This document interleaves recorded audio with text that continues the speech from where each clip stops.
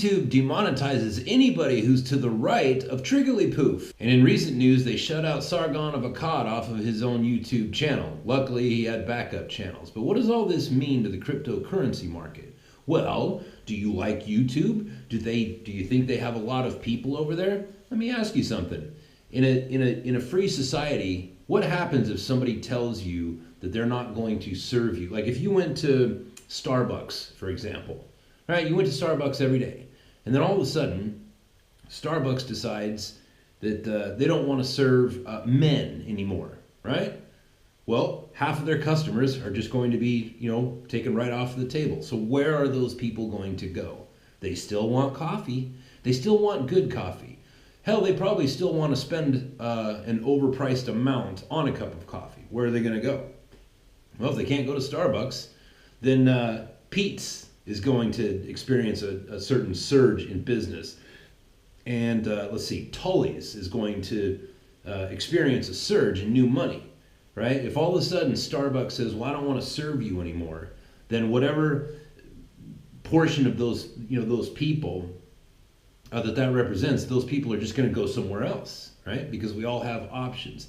But on top of all that, there's going to be, in that example, like if Starbucks says, okay, we don't serve men anymore, there's going to be a large number of women who look at that and say, that's bullshit. You shouldn't do that.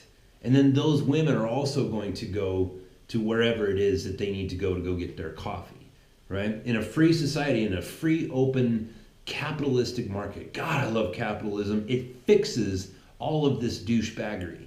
So let's look at Google, right? Who owns YouTube?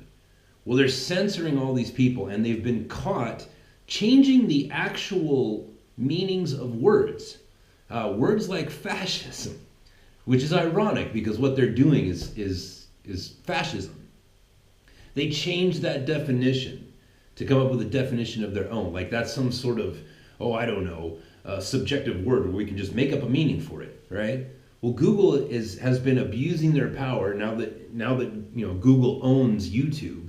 They're blocking out people from anybody who's to the right of trigglypuff. You guys remember trigglypuff? Yeah, anybody who's to the right of it is now some sort of demonized person.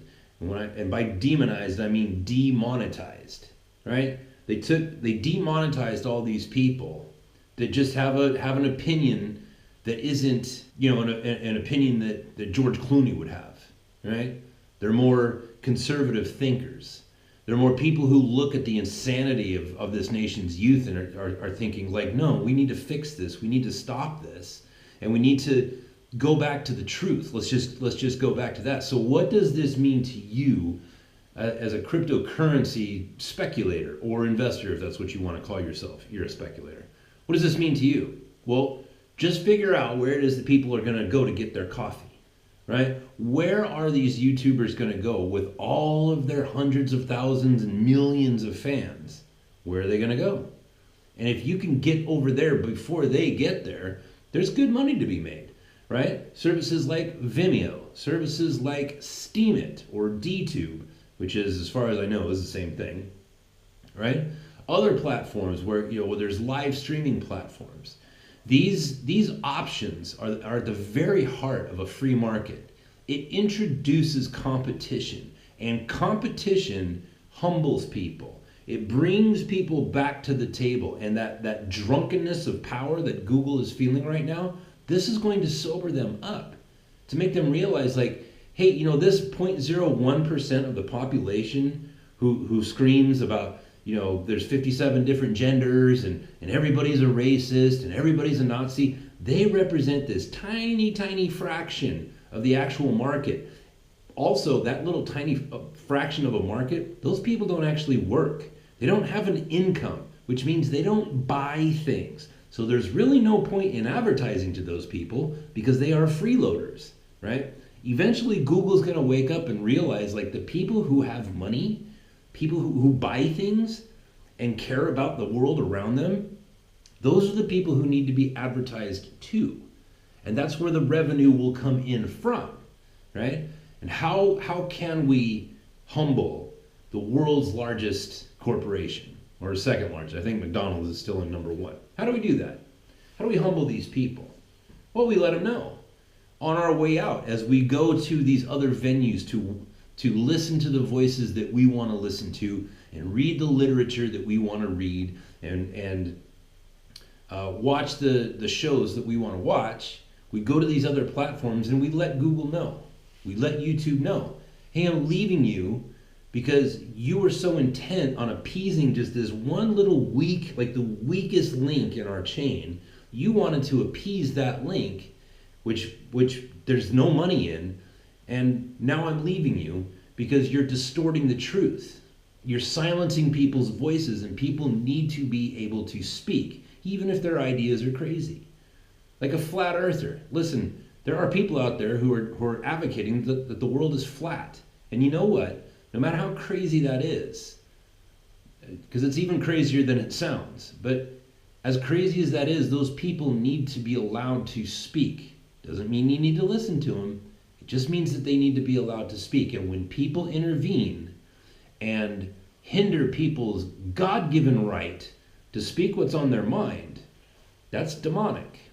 That's getting into some pretty evil shit right there, right? And even people who are left of center, even they can see that. And more, even those people are starting to see it like, whoa, where did we get off on we're just going to silence people that we don't like to hear? So this whole thing going on right now with this demonetization and now shutting down people's YouTube channels and trying to silence their voices, like that's a metaphysical concept, if you will, right? Because it's evil. It's evil to do that sort of thing, but it plays itself out in the open market. And this is why I love capitalism. I love it. I love capitalism because this is what will fix Google, right? When all their customers move over to Steemit, move over to Vimeo, so that they can watch the exact same show, right, that they were watching on YouTube. Now all those companies get that business and everybody wins, except for the evil people, right? Because evil always loses. Anyways, I hope you like that show. Steemit, that's the topic that we're talking about on the podcast right now. This week, come over, check it out. First, before you do, go down and hit that subscribe button, yo. Go down and hit that bell icon. If you want to support the show, go down. You can become a Patreon donor or whatever. I guess it's a donor service. Go down and become a Patreon subscriber. You can go onto the website. There's a number of good books there. Dr. Jordan B. Peterson's 12 Rules for Life and Antidote to Chaos is on there right now.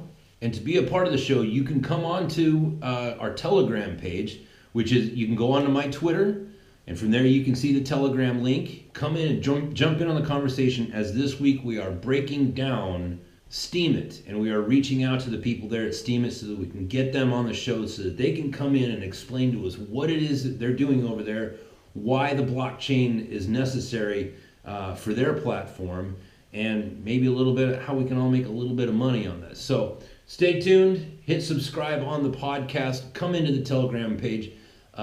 Don't be a stranger. Introduce yourself to everybody and participate in the research that we're doing on Steemit this week and the other companies that we've done. If you want to go into the archives and listen to some of the other episodes or even some of the interviews that we've done, like the one with Tor Bear of Enigma, which we did last week. Great interview, very insightful. If you want to check that out, that's in the archives. So stay tuned. We'll talk to you next time.